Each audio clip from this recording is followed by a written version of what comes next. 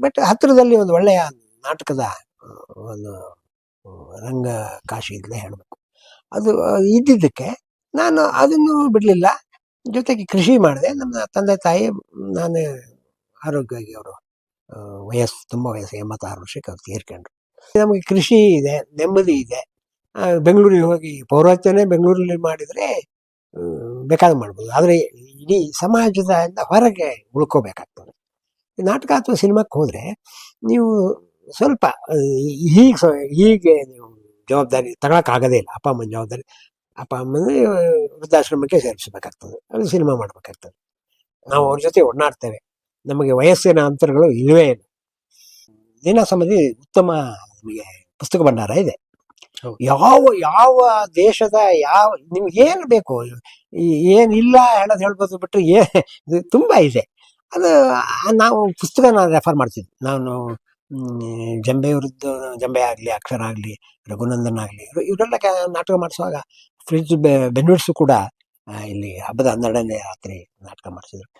ಅವರೆಲ್ಲ ಮಾಡುವಾಗ ನಾವು ಆ ಕಾಲದ ನಾವು ನೋಡಬೇಕಾದ ಏನಾಗಿತ್ತು ಅಂದರೆ ಆ ಕಾಲದಾಗ ಏನಿತ್ತು ಅಂತ, ಅದಾದ್ರೆ ಚೇಂಜ್ ಆಗ್ತಿರ್ತದೆ. ಆ ಕಾಲದಾಗ ಏನಿತ್ತು ಅಂತ ಅದನ್ನು ತಪ್ಪಿಸೋ ಹಾಗಿಲ್ಲ.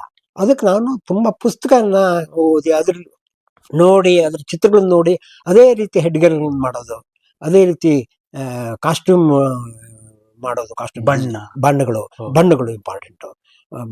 ಇದಕ್ಕೆ ಯಾವ ಬಣ್ಣ. ಇತ್ತೀಚೆಗೆ ನಿಮ್ಗೆ ಹೇಳ್ಬೇಕು ಅಂದ್ರೆ, ಮೊನ್ನೆ ನಾನು ಪ್ರಾಣಪದ್ಮಿನಿ ನಾಟಕ ಟೈಮ್ ಅವಳು ಕನ್ನಡ ಬರೋದಿಲ್ಲ, ಅವಳು ಬಂದು ಕೇಳಿದೆ, ನೀವು ರಾಣಿಗೆ ನೀವು ಬ್ಲೂ ಸೀರೆ ಹಾಕಿದಿರಲ್ಲ, ಅಂದರೆ ಎಷ್ಟು ಯೋಚನೆ ಮಾಡ್ತಾರೆ ಈಗಲೂ ಕೂಡ. ಈಗಲೂ ನೀವು ಬ್ಲೂ ಸೀರೆ ಹಾಕಿದಿರಿ, ತುಂಬ ಗ್ರ್ಯಾಂಡ್ ಆಗಿತ್ತು. ಪರ್ಟಿಕ್ಯುಲರ್ ಬ್ಲೂ ಅಂತ ಏನಾರು ಕಲರ್, ಅವಳು ಕಲರ್ ಬಗ್ಗೆ ಏನೋ ಗೊತ್ತಿದ್ದವಳು, ಏನು ಗೊತ್ತಿಲ್ಲದೆ ಇದು ಕೇಳಿಲ್ಲ, ಮಾಡಿದ್ದೀರಾ ಅಂತ ಕೇಳಿದ್ರು.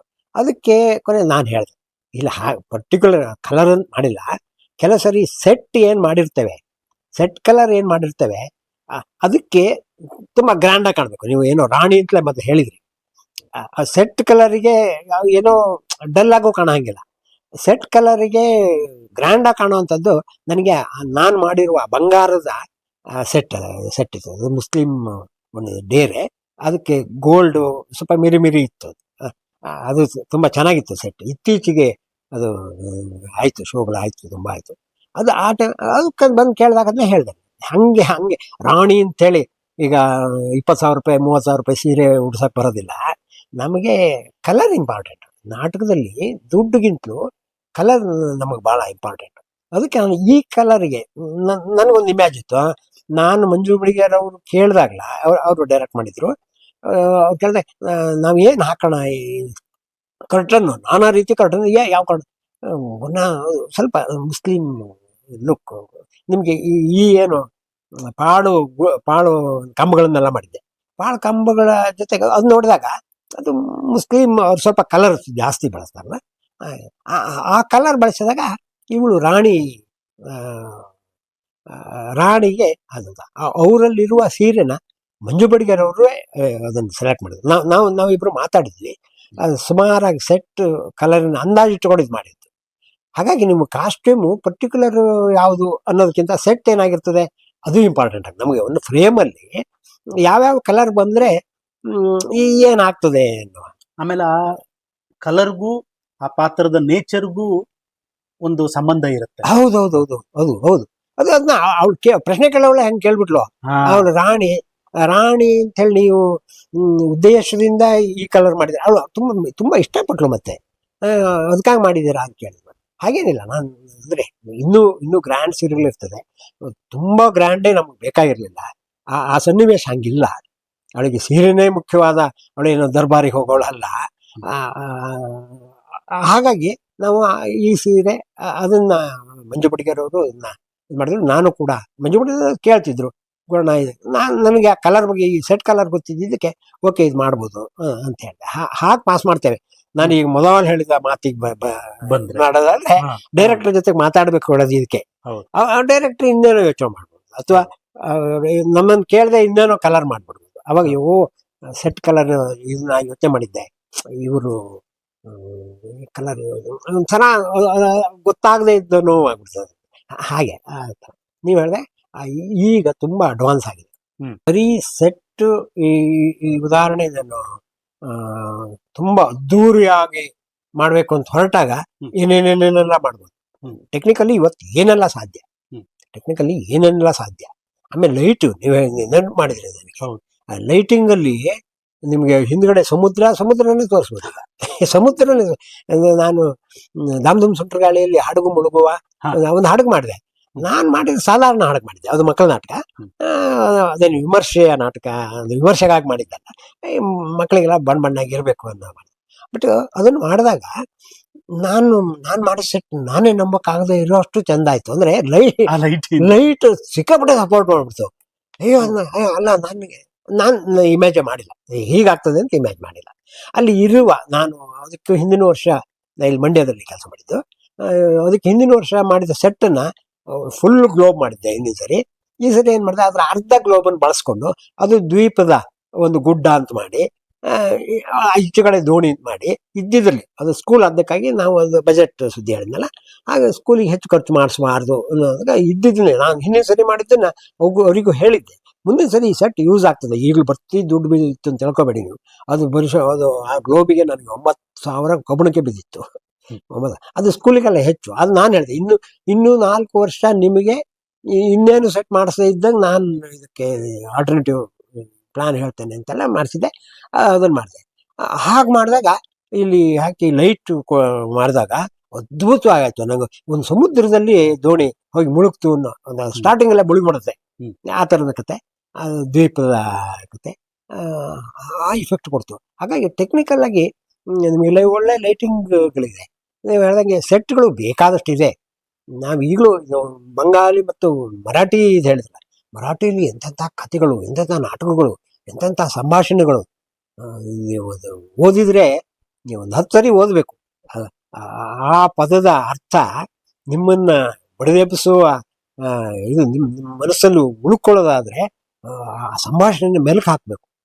ಅಂಥ ಸಂಭಾಷಣೆಗಳಿದೆ ತುಂಬ ಕಡೆ. ಇನ್ಸ್ಟಿಟ್ಯೂಟ್ಗಳು ಜಾಸ್ತಿ ಆಗಿದೆ. ಇನ್ಸ್ಟಿಟ್ಯೂಟ್ಗಳಿಗೆ ಹೋಗುವ ಏನು ಪಾಠ ಮಾಡುವವರು ಏನಿದ್ದಾರೆ ಅವರೆಲ್ಲ ಯೋಚನೆ ಮಾಡೋದು ಉತ್ತಮ ಸಂಭಾಷಣೆ, ಉತ್ತಮ ಕ್ಲಾರಿಟಿಯ ಇದನ್ನೆಲ್ಲ ಹೇಳ್ಕೊಂಡ್ಬಿಡ್ತಾರೆ. ಈ ಸೆಟ್ ಬಗ್ಗೆ ಭಾಳ ತಲೆ ಕೆಡಿಸ್ಕೊಳ್ಳಲ್ಲ. ಏನು ನಿನಾಸಂ ತಿರುಗಾಟ ನಾನು 85ರಿಂದಲೂ ನಿಮಗೆ ಜಂಬೆ ಅವರು ಮಾಡಿದ ಲೋಕಶಾಕುಂತಲ ಇದು ಒಂದೊಂದು ಹೆಡ್ಗೇರನ್ನು ನಾವು 3-4 ಹೆಡ್ಗೇರ್ ಮಾಡಿದ್ವಿ. ಅಂದರೆ ಪಾಸ್ ಆಗೋವರಿಗೂ ಹೆಡ್ಗೇರ್ ಮಾಡ್ತಾನೆ ಇದ್ವಿ. ಹಾಗೆ ಈಗ ಏನಿಲ್ಲ, ಹೆಡ್ಗೇರ್ಗಳು ನಿಮಗೆ ಬೇಕಾದಷ್ಟು ಸಿಕ್ಬಿಡುತ್ತೆ, ಬೇಕಾದ ಥರದ ಸಿಗ್ಬಿಡುತ್ತೆ. ಅದು ಈಗ ಅಷ್ಟೆಲ್ಲ ಬೇಕಾಗಿಲ್ಲ ಅಂತ ಅನ್ಸ್ಬಿಡುತ್ತೆ. ಆಮೇಲೆ ಒಬ್ಬ ನಿರ್ದೇಶಕ ತನಗೆ ಸಂಗೀತ ಕ್ಲಾರಿಟಿ, ಅಂದರೆ ಸ್ಪೀಚ್ ಕ್ಲಾರಿಟಿ, ಅವನೇನು ಮಾತಿಲ್ಲದೆ ಹೋದ್ರು ಬರೀ ಆಂಗಿಕದಲ್ಲಿ ಅವನದು ಹೌದು ಅಂತ ಅನಿಸುವ ಆ ಥರ ಆ್ಯಕ್ಟಿಂಗ್ ಎಲ್ಲ ಮಾಡಿಸೋದು. ಹಿಂಗೆ ಯೋಚನೆ ಮಾಡಿ ನಾನು ನಿಮ್ಗೆ ಕೇಳಿದ್ದಕ್ಕಾಗಿ ಹೇಳೋದು, ನೀನಾಸಂ ತಿರುಗಾಟದ ಎಲ್ಲ ನಾಟಕಗಳ ಮಾರನೇ ದಿವಸ ವಿಮರ್ಶೆ ನಡೆಯುತ್ತೆ. ಆ ನಾಟಕದ ಬಗ್ಗೆ ತುಂಬಾ ಒಳ್ಳೆಯ ವಿಷಯ ಅದು. ಆದರೆ ಇದುವರೆಗೂ ಟೆಕ್ನಿಕಲ್ ಆಗಿ ಯಾವನು ಪ್ರಶ್ನೆ ಕೇಳಿದವನು ಇಲ್ಲ, ಉತ್ತರ ಹೇಳಿದವನು ಇಲ್ಲ. ಇದು ಹೌದು, ಅದು ಚೆನ್ನಾಗಿದೆ, ಅದು ಚೆನ್ನಾಗಿಲ್ಲ ಅಂತ ಹೇಳಿ ನಾನು ಹೇಳೋದು. ಅದು ಚೆನ್ನಾಗಿಲ್ಲ, ಏನು ನನಗೇನು ಅರ್ಥ ಆಗ್ಲಿಲ್ಲ, ಅದು ಯಾಕೆ ಹಂಗೆ ಮಾಡಿರೋ ಅದಾರು ಹೇಳ್ಬೇಕಲ್ಲ. ಚೆನ್ನಾಗಿಲ್ಲ ಅಂತ ಹೇಳಿಲ್ಲ, ಚೆನ್ನಾಗಿದೆ ಅಂತ ಹೇಳಿಲ್ಲ. ಅಂದ್ರೆ ಅಲ್ಲಿಗೆ ನೀವು ಗೆದ್ದಿದ್ದೀರಾ ಅಂತ. ಅದೇ ಅವಾಗ್ಲೇ ಹೇಳಿದ್ರೆ ಅದೇ ಹಾಗಾದ್ರೆ ನೆನ್ಪು ಮಾಡ್ಕೋಬೇಕು. ಒಳ್ಳೆ ನಮ್ಮನ್ನ ನೆನ್ಪು ಮಾಡ್ಕೊಳ್ಳೋದಿಲ್ಲ ಅಂದ್ರೆ ಅದು ಯೋಗ್ಯವಾಗಿದೆ ಅಂತ ನಾನು ಸುಮ್ಮನೆ ಉದಾಹರಣೆ ಹೇಳಿದ್ದು. ಯಾವುದೋ ಕಾಮೆಂಟ್ ಅಲ್ಲ, ಇದು ಕರೆಕ್ಟ್, ಇದು ಕಾಮೆಂಟ್ ಅಲ್ಲ. ನೀವೆಲ್ಲಾರು 1 ವರ್ಷ ಕೇಳಿದಿದ್ರೆ ನನಗೆ ಇಷ್ಟನೇ ಇಸ್ವಿಲಿ ಗುರುಣ ಹೇಳಿದ್ದಾರೆ ಅಂತ ಹೇಳಿ ನಾನು ಪ್ರತಿ ವರ್ಷ ಆ ಸಂವಾದಕ್ಕೆ ಹೋಗ್ತಿದ್ದೆ. ಯಾರು ನಾವು ಹೋಗೋ ಉದ್ದೇಶ ನಮ್ಮ ತೊಂದರೆಗಳನ್ನು ಹೇಳಿದ್ರೆ ನಾನು ಎಜುಕೇಟ್ ಆಗ್ತೇನೆ. ನಾನು ರಂಗ ಪರಿಕರದಲ್ಲಿ ಅಥವಾ ರಂಗ ಸಜ್ಜಿಕೆಯಲ್ಲಿ ನಾನು ಎಜುಕೇಟ್ ಆಗ್ತೇನೆ. ಆ ದಿಶೆಯಿಂದ ನಾನು ಅದನ್ನು ತುಂಬಾ ಗಮನಿಸ್ತಿದ್ದೆ. ಆಕ್ಟಿಂಗ್ ಚೆನ್ನಾಗಿ ಮಾಡಿದ್ರು, ಒಳ್ಳೆ ನಟಿ, ಒಳ್ಳೆ ನಟ, ಅವ್ರು ಅದ್ಭುತ ಮಾಡಿದ್ರು ಹೇಳ್ತಾರೆ ಬಿಟ್ರೆ, ಯಾರು ಟೆಕ್ನಿಕಲ್ ಆಗಿ ನಿಮಗೆ ಇವತ್ತುವರೆಗೆ ಈ ಕಳೆದ ವರ್ಷದ ಇದ್ರವರೆಗೂ ಯಾರೂ ಹೇಳಿದ್ದಿಲ್ಲ. ಹಾಗಾಗಿ ನಿಮ್ಮ ಹಿಂದಿಗೂ ಈಗೂ ಕರ್ನಾಟಕ ಹೇಗಿದೆ ಅಂದ್ರೆ ಹಾ. ಅದು ಏನು ನಾಟಕ ಡೈರೆಕ್ಟ್ ಮಾಡ್ತಾರೆ ಅಥವಾ ಲೆಕ್ಚರ್ ಮಾಡ್ತಾರೆ ಅವರು ಟೆಕ್ನಿಕಲ್ ಆಗೇ ಈ ಥರ ತಪ್ಪು ಈ ಥರ ಸರಿ ನೋಡಿ ಅದಕ್ಕೆ ಹಂಗೆ ಮಾಡಿದ್ದಾರೆ. ಒಂದು ರಂಗ ಪರಿಕರ ಅಥವಾ ರಂಗ ಸಜ್ಜಿಕೆ ಬಗ್ಗೆನೇ ಒಂದು ಕಾಮೆಂಟ್ ಇದ್ರೂ ಬೇಜಾರಿಲ್ಲ. ಅಂದ್ರೆ ಮಾಡಿದ ನಾಟಕ ಎಲ್ಲ ನಿರ್ದೇಶಕನು ನನ್ನ ನಾಟಕ ಚೆನ್ನಾಗಿದೆ ಒಪ್ಪಿಗೆ ಬೇಕು, ಅವ್ನು ನಂದು ಚೆನ್ನಾಗಿದೆ ಹೇಳ್ಬೇಕು ಅಂತ ಇಷ್ಟಪಡೋದು. ಚೆನ್ನಾಗಿ ಇಲ್ಲದೆ ಹೋದ್ರೆ ಯಾಕೆ ಇಲ್ಲ ಅಂತ ಹೇಳ್ಬೇಕಲ್ಲ. ಅದು ಆಗ್ಲಿಲ್ಲ ನಮ್ಮ ಕರ್ನಾಟಕದ ರಂಗಭೂಮಿಲಿ. ಹಂಗಂತ ಸೆಟ್ ಡೆವಲಪ್ ಆಗ್ತಾ ಇದೆ. ನಾನು ಹೋಗುವ ತುಂಬಾ ಕಡೆಗೆ ಅದೇ ಹೇಳ್ತೇನೆ, ಸೆಟ್ಟಿಗೆ ದುಡ್ಡು ಹಾಕೋದಿದೆಯಲ್ಲ ಬೇಕು, ಆದ್ರೆ ಅದು ಗೊತ್ತಾಗ್ಬೇಕು, ಮನೆ ಗೊತ್ತಾಗ್ಬೇಕು. ಅದು ದೋಣಿ ಮುಳುಗ್ತದೆ, ಆ ದೋಣಿ ಬೇಕು, ಅದು ಸಾಕು ಅಂತ ಹಂಗೆ ಯೋಚನೆ ಮಾಡ್ತಾ ಹೋಗ್ತೇವೆ. ನಮ್ಗೆ ಅದ್ರ ಬಗ್ಗೆ ಒತ್ತಡ ಬಿದ್ದರೆ ಜಾಸ್ತಿ ನಮ್ಮನ್ನ ಡಾಮಿನೇಟ್ ಮಾಡಬಾರ್ದು ಅಂತ. ಹಂಗಾಗಿ ನಾವೇನ್ ಮಾಡ್ತೇವೆ, ಅದ್ರ ಕಡೆ ಎಷ್ಟು ಬೇಕೋ ಅಷ್ಟು ಮಿತಿ. ಮರಾಠಿ ನಾಟಕದ ಬಗ್ಗೆ ನೀವು ಹೇಳಿದಕ್ಕಾಗಿ ಹೇಳ್ತೇನೆ, ಮರಾಠಿಲಿ ಸಂಗೀತ ನಾಟಕಗಳಂತೂ ಎಕ್ಸ್ಟ್ರಾರ್ಡಿನರಿ. ಅದು ಸಂಗೀತ ಕೇಳ್ಬೇಕಂತ ಅನ್ಸುತ್ತೆ. ಅದು ಹೆಚ್ಚು ಸಂಗೀತವೂ ಇರುತ್ತೆ. ಹಾಗೆ ಅಂದ್ರೆ ಅಲ್ಲಿ ರಂಗ ಪರಿಕರ ಆಗಲಿ ರಂಗ ಸಜ್ಜಿಕೆ ಬಗ್ಗೆ ಕೇರಳದವರು, ನೀವು ಕೇಳಿದ್ದಕ್ಕೆ ಹೇಳ್ತೇನೆ, ಕೇರಳದ ನಿರ್ದೇಶಕರು ಹೆಚ್ಚು ಪರಿಕರಗಳನ್ನು ಬಳಸ್ತಾರೆ. ನರಿಪಟ್ರಾಜ್ ಇವರೆಲ್ಲ ಅವ್ರ ಜೊತೆಗೂ ನಾನು ಕೆಲಸ ಮಾಡಿದವರು. ಅದು ಏನು ಈ ವಸ್ತು ಸೈಡಿಂಗ್ ಹತ್ರ ಇಟ್ಟರೆ ಇನ್ನೊಂದು ವಸ್ತು ತಗೊಂಡಿರ್ಬೇಕು, ಏನು ಇಲ್ಲ ಬರಂಗೇ ಇಲ್ಲ. ಆ ಥರದ ರಂಗ ಪರಿಕರ ಬಳಸ ಈ ಕಡೆ ಕೇರಳ ಕಡೆ. ಈ ಮರಾಠಿ ಇವರು ಆ ಸಂಭಾಷಣೆ ಇಂಪಾರ್ಟೆಂಟ್, ಸಂಗೀತ ಇಂಪಾರ್ಟೆಂಟ್. ಸಂಗೀತದ ಬಗ್ಗೆ ಅವರು ಹೆಚ್ಚು ಗಮನ ಕೊಡ್ತಾರೆ. ಸಂಭಾಷಣೆ ಬಗ್ಗೆ ಒಳ್ಳೊಳ್ಳೆಯ ಸಂಭಾಷಣೆಯ ನಾಟಕಗಳಿದೆ, ತುಂಬ ನಾಟಕಗಳಿದೆ. ಹಾಗಾಗಿ ಏನು ಮಾಡಬಾರ್ದು ಅಂತಿಲ್ಲ. ಟೆಕ್ನಿಕಲ್ ಆಗಿ ಇವತ್ತು ತುಂಬ ಮುಂದುವರೆದಿದೆ. ಏನೇನು ಈಗ ನೀವು ಹೇಳ ಅಕ್ಷರ ಒಂದು ನಾಟಕ, ಸಂಸಾರದಲ್ಲಿ ಸನ್ನಿಧಪ್ಪ, ಒಂದು ಕಳ್ಳ, ಅವಳು ಫೋನ್ ಮಾಡ್ತಾ ಇರ್ತಾಳೆ, ಅಕ್ಷರ ನಾಟಕ ತಗೊಂಡಿದ್ದ, ನಾನು ಟೆಕ್ನಿಕಲ್ ವರ್ಕ್ ಮಾಡ್ತಿದ್ದೆ. ನಾನು ಬಂದು ಗುರು ನನಗೆ ಹಿಂಗೆ ಮಾತಾಡ್ತಾ ಇದ್ದಂಗೆ ಮೇಲೆ ಹೋಗ್ಬೇಕು, ಸೆಟ್ ಮಾಡೋಕ್ಕಾಗ್ತದೆ. ಯಾಕಂದ್ರೆ ನಾನು ಒಂದು 10 ನಿಮಿಷ ಟೈಮ್ ಕೊಡು ಅಥವಾ 20 ನಿಮಿಷ ಟೈಮ್ ಕೊಡು. ಅವಾಗ ಮೊಬೈಲ್ ಏನಿಲ್ಲ, ಈಗ ಯಾರನ್ನೋ ಕೇಳಿ ಹೇಳ್ತೇನೆ ಅನ್ನೋ ಪ್ರಶ್ನೆ ಇಲ್ಲ. ಹಿಂಗೆ ಕೂತ್ಕೊಂಡು ಯೋಚನೆ ಮಾಡಿದೆ, ಇಲ್ಲ ನಾನು ಬಂದೆ ಮಾಡ್ತೇನೆ. ನನಗೆ 2 ಜನ ನನಗೆ ಅದು ಹೆಲ್ಪಿಗೆ ಬೇಕು, ಅವ್ರ ಮೇಲೆ ಹೋಗೋದಕ್ಕೆ 2 ಜನ ಹೆಲ್ಪ್ ಬೇಕು. ಹಾಗೆ ಸರಿ, 2 ಜನ ಅಲ್ಲ, ಈ ತಿರುಗಾಟದಲ್ಲಿ ಇಷ್ಟು ಜನ ಇದ್ದಾರೆ, 18 ಜನ ಇದ್ದಾರೆ, ನಿನಗೆ 16 ಜನ ಒಬ್ಬಳು ಅಲ್ಲಿ ಇರ್ತಾಳೆ, ಇನ್ನು ಉಳಿದು 15 ಜನ ಟೆಕ್ನಿಕಲ್ಲಿಗೆ ಅಂತಾಗ ಪರವಾಗಿಲ್ಲ ಅಂತ. ಬಿಡ ನಂಗೆ 2 ಜನ ಸಾಕು ಅಂತ. ಏನಿಲ್ಲ, ನಾನು ಸಿಂಪಲ್ ಮೆಥಡ್. ನಾನು ಈಗ ಹೇಳ್ತಾ ಇರೋದು, ಯಾರು ಕೆಲಸ ಹಂಗೆ ಮಾಡೋದಿದ್ರೆ ಮಾಡಲಿ, ಅದಕ್ಕೂ ದುಡ್ಡು ಬೇಕಾಗ್ತದೆ. ಅದೇನಂದ್ರೆ ಕಾರ್ ಜಾಕ್ ಇದೆಯಲ್ಲ, ಕಾರ್ ಜಾಕ್ ನಿಮಗೆ ಮುಂದೆ ಮಾಡೋಲ್ಲ, ಅದು ಹಿಂಗೆ ತಿರ್ಸಿದಂಗೂ ಕಾರ್ ಎತ್ತತ್ತಲ್ವ, ಕಾರ್ನ ಎತ್ತತ್ತೆ. ಅದು ದೊಡ್ಡ ಪ್ರಮಾಣದಲ್ಲಿ ತುಂಬ ದೊಡ್ಡದಾಗಿ ಮಾಡ್ಬಿಡೋದು. ಆ ಬಾಕ್ಸ್ ಇದೆ, ಅವ್ನು ನಿಂತ್ಕೊಂಡು ಫೋನ್ ಮಾಡ್ತಾ ಇರ್ತಾಳಲ್ಲ ಅವಳು, ಅದ್ರ ಮೇಲೆ ನಿಂತ್ಕೊತಾಳೆ, ಅದು ಇಡೀ ಜಾಯಿನ್ ಆಗಿರ್ತದೆ ಒಂದು ಈ ಕಾರ್ ಜಾಕಿನ ಟಾಪು. ಇದು ದೊಡ್ಡ ಇದು ರಿಂಗ್, ನಿಮಗೆ ಮೇಲೆ ಏರುವ ರಿಂಗ್. ಒಂದ್ಸರಿ ಹಿಂಗ್ ಮಾಡಿದ್ರೆ ಅದು 1 ಅಡಿ ಏರ್ಬಿಡ್ಬೇಕು, ಒಂದು 6 ಅಡಿ ಹೇಳಿದ್ದ ಅಷ್ಟೇ. 6 ಸರಿ ತಿರ್ಸ್ಬಿಟ್ರೆ, ಪ್ರಿಂಟಿಂಗ್ ಪ್ರೆಸ್ ತಿರ್ಸಿದಂಗೆ 6 ಸರಿ ತಿರ್ಗಿಸ್ಬಿಟ್ರೆ ಅದು ಮೇಲೆ ಹೋಗ್ಬಿಡುತ್ತೆ. ಹಾಗೆ ಮಾಡ್ಬೋದು ಅಂತ ಮಾಡ್ತೇನೆ, ಮಾಡ್ಬೋದು.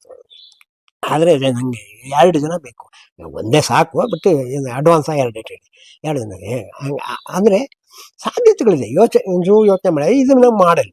ಈಗ ನಾನು ನಿಮ್ಗೆ ಹೇಳಿದ ಯಾರೋ ಕಾಸಿದ್ದವರು ಮಾಡಬಲ್ಲೆ ಅನ್ನೋ ಇರೋರು ಹಂಗೆ ಮಾಡೋದಿದ್ರೆ ತುಂಬ ಒಳ್ಳೆಯ ಸಾಧನ.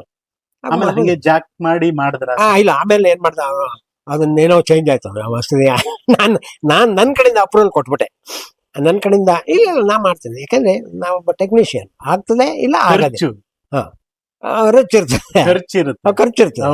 ಆಮೇಲೆ ನನ್ನ ಕೈಲಿ ಆಗ್ತದೆ ಅಂತಾರೆ, ಆಗ್ತದೆ ಹೇಳ್ಬೇಕು. ಇಲ್ಲ ಅಂದ್ರೆ ಇಲ್ಲ, ಅದು ಸುದ್ದಿ ಹೋಗ್ಬೇಡ ಹೇಳ್ಬೇಕು. ಮತ್ತೇನೋ ಮಾಡ್ತಾರೆ ಡೈರೆಕ್ಟ್ರು. ನಾವು ಮಾತಾಡಿದ್ರೆ ಇದ್ರ ಬದಲು ಹಂಗೆ ಮಾಡ್ಬೋದು ಹಾಗೆ ಅಂತ ಹೀಗೆ ಇದಿರ್ತದೆ. ಅದು ಕೊನೆ ಇನ್ನೇನೋ ವಿನ್ಯಾಸದಲ್ಲಿ ಏನೋ ಬದಲಾವಣೆ ಮಾಡ್ಕೊಂಡ. ಆಮೇಲೆ ಅವನು ಯೋಚನೆ ಮಾಡಿದ್ದು ಬಹುಶಃ ತಿರುಗಾಟಕ್ಕೆ ಹೋಗೋದಲ್ಲ, ಹಿಂಗೆಲ್ಲ ನಾನು ತಿರುಗಾಟಕ್ಕೂ ತೊಂದರೆ ಆಗದೇ ಇದ್ದಂಗೆ ಅದೇ ಯೋಚನೆ ಮಾಡಿದ್ದೆ. ನಾನು ಯೋಚನೆ ಮಾಡಿದ್ದೆ ಎಲ್ಲ ಮಾಡ್ಬೋದು, ಟೆಕ್ನಿಕಲ್ ಆಗಿ ನಿಮ್ಗೆ ಏನೆಲ್ಲ ಮಾಡ್ಬೋದು. ಟೈಮ್ ಬೇಕು, ದುಡ್ಡು ಬೇಕು. ದುಡ್ಡು ಬೇಕು. ಅದು ದುಡ್ಡು ಬಜೆಟ್. ಈಗ ಮೊದ್ಲೆಲ್ಲ ನಾ ಹೇಳಿದ್ನಲ್ಲ 30,000 ರೂಪಾಯಿ ಮುಗೀತಿತ್ತು. ಈಗ ನಿಮಗೆ 2 ಲಕ್ಷ ಬೇಕು ಒಂದು ನಾಟಕ. 2 ಲಕ್ಷ ಟೆಕ್ನಿಕಲ್ ವರ್ಕಿಗೆ ಬೇಕು, ಕಾಸ್ಟ್ಯೂಮ್ ಸೆಟ್ ಪ್ರಾಪರ್ಟಿ. ಗುರುಣ, ನೀವು ನಿಮ್ಮ ಮಗನೂ ಕೂಡ ನಟ. ನಾನು ಅವರ ಸುಮಾರು ನಾಟಕಗಳಲ್ಲಿ ನೋಡಿದ್ದೀನಿ, ಆಮೇಲೆ ಸಿನಿಮಾಗಳಲ್ಲೂ ನೋಡಿದ್ದೀನಿ, ಧಾರಾವಾಹಿಗಳಲ್ಲೂ ಮಾಡಿದ್ದಲ್ವಾ, ಅದರಲ್ಲೂ ನೋಡಿದ್ದೀನಿ. ಆದ್ರೆ ಅವನು ಪೂರ್ಣ ಪ್ರಮಾಣದಲ್ಲಿ ನಟನಾಗಿ ಸೇರ್ಲಿಕ್ಕೆ ಅವನಿಗೆ ನೀವು ಬಿಡ್ಲಿಲ್ವಾ, ಅಥವಾ ಅದು ಅವನದೇ ನಿರ್ಧಾರನ, ಅಥವಾ ನಟನಾಗಿ ತಗೊಂಡ್ರೆ ಕಷ್ಟನಾ? ನಿಮ್ಮ ಎಕ್ಸ್ಪೀರಿಯನ್ಸ್ ಅಲ್ಲಿ ನಿಮ್ಮ ಮನೆಯಲ್ಲೇ ಹೀಗೊಂದು ಇದೆಯಲ್ಲ ಅಂತ ನನಗೆ ಕೇಳಬೇಕು ಅನಿಸ್ತು. ಇಲ್ಲ, ಒಳ್ಳೆ ನಟ ಅವನು, ನನಗಿಂತಲೂ ಒಳ್ಳೆ ನಟ ನಟಿಗಳು. ನೀವು ಹೇಳ್ಬೇಕು ಅಂದ್ರೆ ಈಗ ನಮ್ಮ ಕಾಲದ ನಟನೆಯ ಇದೇ ಬೇರೆ. ನಾವು ಆ ಕಾಲದ ಒಳ್ಳೆಯ ನಟನೋದು ಟೆಕ್ನಿಕಲ್ಲು ಈಗ ಈಗೇನಿದೆ, ಅವನು ನಾಟಕ ತಗೊಳ್ಳಿ, ಸಿನಿಮಾ ತಗೊಳ್ಳಿ, ಸೀರಿಯಲ್ ತಗೊಳ್ಳಿ, ಒಳ್ಳೆ ನಟ. ಬಟ್ ಏನಾಗ್ತದೆ ಅಂದರೆ ನಮ್ಮ ಬದುಕು ಒಂದು ಭಾಳ ಮುಖ್ಯ ಆಗ್ತದೆ. ಒಂದು ನಾನು ಇಷ್ಟೆಲ್ಲ ಮಾಡಿದ್ದು ನನಗೆ ವಯಸ್ಸಾದ ತಂದೆ ತಾಯಿಗಳಿದ್ರು, ಅವ್ರನ್ನ ನೋಡಿಕೊಂಡು ನಾನು ಜಮೀನು ಕೆಲಸ ಮಾಡಿಕೊಂಡು, ನಾನು ನಿಮ್ಗೆ ಆಗಲೇ ಹೇಳಿದಾಗ ಯಕ್ಷಗಾನದ ಆಸಕ್ತ ಅದಕ್ಕಾಗಿ ನಾವುಡ್ರ ಪದ್ಯ ಕೇಳೋಕ್ಕಾಗಿ ಒಂದು ಮೈಕ್ ಸೆಟ್ ಮಾಡ್ಕೊಂಡು ಇಲ್ಲೇ ಅಂದರೆ ನನಗೂ ಕೊರತೆ ಮಾಡ್ಕೊಳ್ಳದೆ ಹಿಂಗೆ ಬೆಳೆದೆ. ಆಮೇಲೆ ಹತ್ತಿರದಲ್ಲಿ ನಮಗೊಂದು ಅದ್ಭುತವಾದ ಒಂದು ಇನ್ಸ್ಟಿಟ್ಯೂಟ್ ಆಗಿರೋದು 80ಕ್ಕೆ. ಬಟ್ ಹತ್ತಿರದಲ್ಲಿ ಒಂದು ಒಳ್ಳೆಯ ನಾಟಕದ ಒಂದು ರಂಗ ಕಾಶಿ ಇಲ್ಲದೆ ಹೇಳಬೇಕು. ಅದು ಇದ್ದಿದ್ದಕ್ಕೆ ನಾನು ಅದನ್ನು ಬಿಡಲಿಲ್ಲ, ಜೊತೆಗೆ ಕೃಷಿ ಮಾಡಿದೆ. ನಮ್ಮ ತಂದೆ ತಾಯಿ, ನಾನು ಆರೋಗ್ಯವಾಗಿ ಅವರು ತುಂಬ ವಯಸ್ಸು 86 ವರ್ಷಕ್ಕೆ ಅವ್ರು ತೀರ್ಕೊಂಡ್ರು.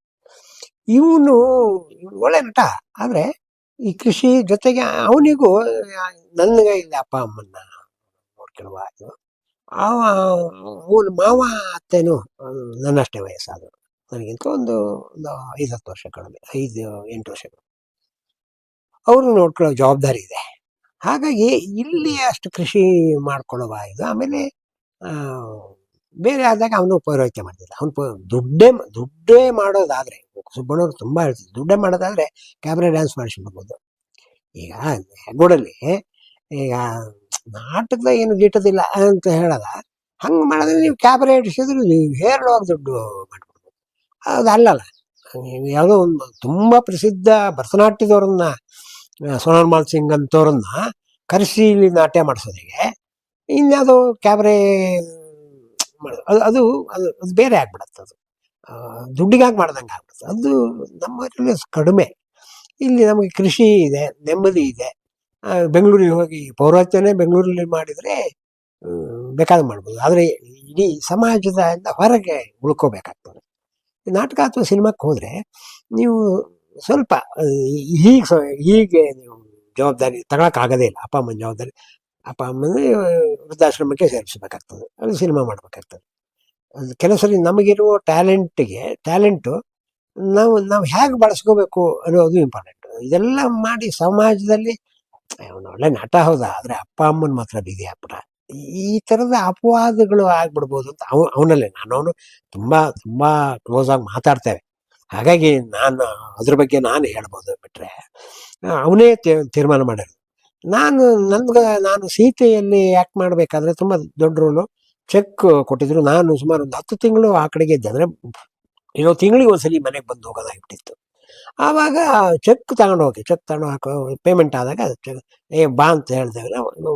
ಬೈಕ್ ತಗೊಂಡು ಬಂದವಾಗ ನೀವು ಹೇಳ್ದಂಗೆ ಅಶೋಕ್ ಕಶ್ಯಪ್ ಅವ್ರಿಗೆ ಅವ್ನು ನನ್ನ ಮಗ ಅಂತ ಗೊತ್ತಾಗಿದ್ದು. ಏನ್ರಿ ನೀವು ಗುರುಮೂರ್ತಿಯವ್ರೆ, ನಿಮ್ಮ ಮಗ ಬೇಕು ಅವನು. ಕೊನೆ ಅವನು ಹೀರೋ ಮಾಡಿದ, ದೀಪಶ್ರೀ ಅವನ ಹೀರೋಯಿನ್ ಮಾಡಿದ್ಲು. ಇವನು ಕೊನೆಗೆ ಬೇಕೇ ಬೇಕು ನಿಮ್ಮ ಮಗನ, ಚಿಂತೆ ಮಾಡೋಂಗಿಲ್ಲ, ಬೇಕೇ ಬೇಕು ಅವನು. ಕೊನೆಗೆ ಅವನು ಆ ಸೀರಿಯಲ್ ಮಾಡ್ದ. ಅವನಿಗೆ ಸ್ವಲ್ಪ ಕ್ಯಾಮ್ರಾ ಬಗ್ಗೆ ಹೇಳಿದ್ನಲ್ಲ, 10 ವರ್ಷಕ್ಕೆ ನಿಮಗೆ ಎಲ್ಲ ಇದು ಚೇಂಜ್ ಆಗ್ತದೆ. ಈಗ ನಾನು ಇದ್ದಕ್ಕಿಂತ ನನ್ನ ಮಗ ಇದ್ದಂಗೆ ಇನ್ನು 10 ವರ್ಷಕ್ಕೆ ಇನ್ನೂ ಸ್ವಲ್ಪ ಚೇಂಜ್ ಆಗ್ತಾನೆ. ಹಾಗಾದಾಗ ಅವನು ಒಳ್ಳೆ ಪರ್ಫಾರ್ಮೆನ್ಸ್ ಕೊಟ್ಟ. ಕೊಟ್ಟು ಇದು ಮಾಡ್ದ. ಆಮೇಲೆ ಅವನು ಪ್ರೀತಿಯಿಂದ ಸೀರಿಯಲಲ್ಲಿ ಅಮೈ ಅಂತ ಪಾತ್ರ ಮಾಡ್ದ. ತುಂಬ ಹೆಸರು ಮಾಡ್ತು. ಈಗಲೂ ಅವು ಎಲ್ಲಿ ಹೋದ್ರು ಪ್ರಶಾಂತ್ ಅಂತ ಭಾಳ ಜನ ನಿಮಗೆಲ್ಲ ಗೊತ್ತು ಬಿಟ್ರೆ ಅವನು ಅಮೈ ಅಂತಲೇ ಹೆಸರಾದವನು. ಅಮೈ, ಪಚ್ಚೆ, ನೀಲ ತುಂಬ ತುಂಬ ಒಳ್ಳೆಯದಾಗ ಇವತ್ತಿಗೂ ಹೆಸರು ಉಳಿಸ್ಕೊಂಡಿದೆ. ಬಟ್ ಅದೇ ಬದುಕು ಒಂದು ಇರ್ತದೆ. ನಾನು ಇವತ್ತಿಗೂ ಈ ಸಂದರ್ಭಕ್ಕೆ ಹೇಳೋದು, ಈ ನಾವು ಕಲಾವಿದರಾಗಿ ಬರ್ತಾರಲ್ಲ, ಅವರು ಮುಂದೇನು ಅನ್ನೋ ಪ್ರಶ್ನೆಗಳು ಆಗ್ಬಿಡ್ತದೆ.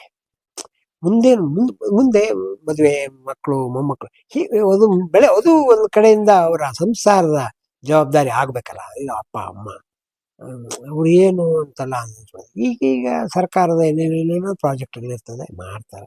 ಹಂಗೆ ಇವನು ಯಾವುದೋ ಪ್ರಾಜೆಕ್ಟ್ ಮಾಡ್ತಾ ಹೋಗೋಕ್ಕೂ ಆಗಲ್ಲ. ಮತ್ತು ಇರೋ ಒಂದು ತೃಪ್ತಿ, ನಮಗೆ ಇರೋ ಜಮೀನಲ್ಲಿ ಆರಾಮಾಗಿ ಇರ್ಬೋದು. ಮತ್ತು ತುಂಬ ಕಲಾವಿದರ ಪರಿಚಯ ಮಾಡ್ಕೊಂಡು ನಾವು ಅವ್ರ ಜೊತೆ ಒಡನಾಡ್ತೇವೆ. ನಮಗೆ ವಯಸ್ಸಿನ ಅಂತರಗಳು ಇಲ್ಲವೇ ಇಲ್ಲ. ಯಾರಿದ್ರೂ ನಾವು ಅವ್ರ ಹತ್ತಿರದಿಂದ ಮಾತಾಡ್ತೇವೆ. ಅವರಿಗೆ ನಮ್ಮಿಂದ ಏನಾದರೂ ಟಿಪ್ಸ್ ಇರ್ತೇವೆ, ಮತ್ತು ಅವರಿಂದಲೂ ನಮಗೆ ಟಿಪ್ಸ್ ಇರ್ತದೆ.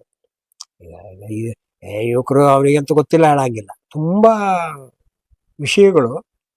ನಮಗೂ 10 ವರ್ಷ ಹಿಂಗಾದಂಗೂ ಅಪ್ಡೇಟ್ ಆಗಬೇಕಲ್ಲ. ಆಗೋ ದೃಷ್ಟಿಯಿಂದ ನಾವು ಆ ಮಕ್ಕಳಲ್ಲಿ ಮಾಡ್ತೇವೆ. ಹಾಗೆ ಅಷ್ಟೇ ಹೊತ್ತು ಈಗಲೂ ಆ್ಯಕ್ಟಿಂಗ್ ಹೋಗೋದ್ರ ಬಗ್ಗೆ ಏನಿಲ್ಲ. ಈಗಲೂ ಇತ್ತೀಚೆಗೆ ಶುನಶ್ಯಪ, ಮಂಜು ಬಿಡಿಗೇರವರ ಶುನಶ್ಯಪ ನಾಟಕದಲ್ಲಿ ಆ್ಯಕ್ಟ್ ಮಾಡಿದ್ದಾರೆ. ಮತ್ತು ಎಲ್ಲರೂ ಕೇಳ್ತಾರೆ, ಅವನ ಜವಾಬ್ದಾರಿ ಮೇಲೆ ಅವನ ಬದುಕು ಅವ್ನು ಮಾಡ್ಕೊಳ್ಳಂಗೆ. ಅವ್ರ ಮನೆಯವರು MS ಡಬಲ್ ಡಿಗ್ರಿ ಆಗಿದೆ, ಅವಳು M.Com ಮಾಡಿದ್ದಾಳೆ. ಅವಳು ಒಂದು ಬಿಸ್ನೆಸ್ನಲ್ಲಿದ್ದಾಳೆ, ಸುಮುಖ ಆಟೋಮೊಬೈಲ್ ಆಪ್ರೇಟ್ ಮಾಡ್ತಾ ಇದ್ದಾಳೆ. ಸುಖವಾಗಿದ್ದಾರೆ.